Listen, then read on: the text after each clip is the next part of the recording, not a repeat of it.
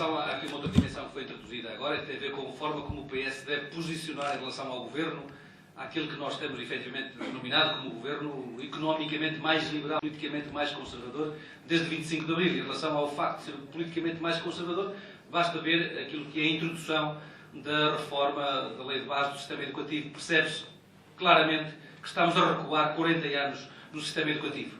Mas vamos falar de um tema que é hoje muito oportuno. O tema da Rede Transeuropeia de Transportes. Reuniu hoje a Cimeira Ibérica. O objetivo do Porto Vigo desapareceu em absoluto das prioridades políticas. E gostava que me deixasse terminar.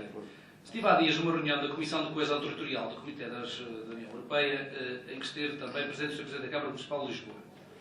E foi com muita tristeza que verifiquei que, contrariamente àquilo que estava a acontecer com o Presidente da Câmara de Lisboa, em relação à defesa da ligação Lisboa-Estrasburgo, Lisboa-Madrid-Estrasburgo, o Presidente da Câmara do Porto, que pertence ao Comitê das Regiões, nunca o vi a defender o Porto no contexto da sua afirmação no Noroeste Peninsular, na região Norte, na Europa, integrando de pleno direito o Comitê das Regiões.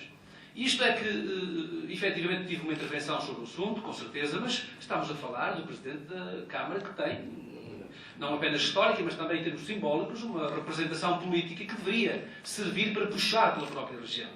E quando olhei para o mapa que foi apresentado da Rede Transeuropeia de Transportes, verificávamos duas coisas. Uma, que Sines mantinha-se no quadro estratégico, mantinha-se depois a tentativa do Alentejo ficar com ligações de maior celeridade, nomeadamente no transporte, não apenas de passageiros, mas também de mercadorias, e víamos um vazio absoluto no que diz respeito à ligação a Aveiro e à ligação ao Porto.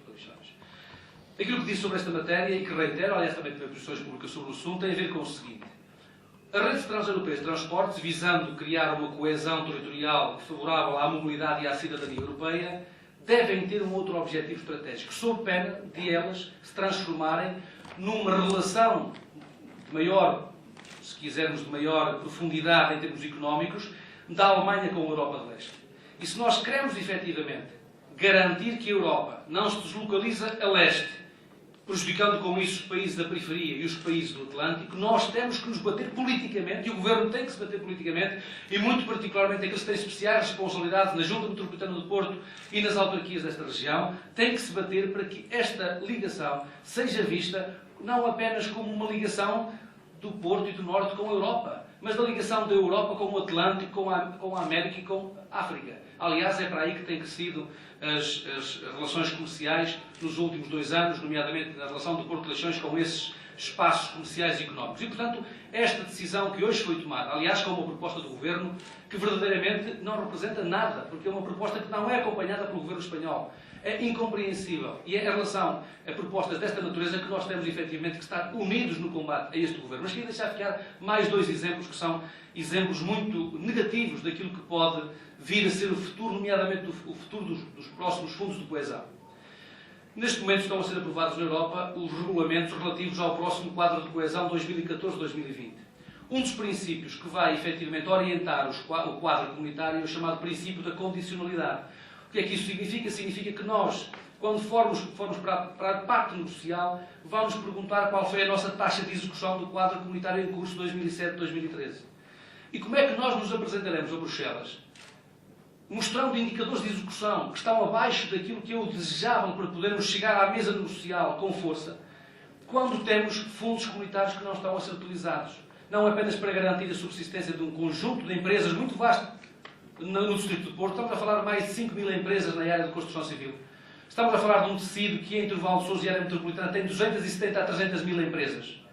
E são empresas que estão a definhar todos os dias por falta de liquidez, quando temos um volume financeiro de fundos comunitários por utilizar e à disposição do Estado português. Basta falar nas águas e no saneamento. Há mais de 2 anos que temos contratos assinados com as águas de Portugal, no sentido de serem executadas redes em alta, redes em baixa de água e de saneamento, com taxas de comparticipação superiores a 80%. E não temos execução dos fundos comunitários. Falámos dos centros escolares. Há autarquias que têm dezenas de centros escolares contratualizados e os fundos comunitários, neste momento, não há decisão sobre a aplicação desses mesmos fundos. Para finalizar, Alfredo, só para finalizar, o Plano Estratégico de Transportes, que é uma questão que diz muito à área metropolitana do Porto. Quando o Ministro da Economia quis dar prova de vida, acabou por desfiar um conjunto de medidas com que tinha, de facto, avançado enquanto Ministro da Economia.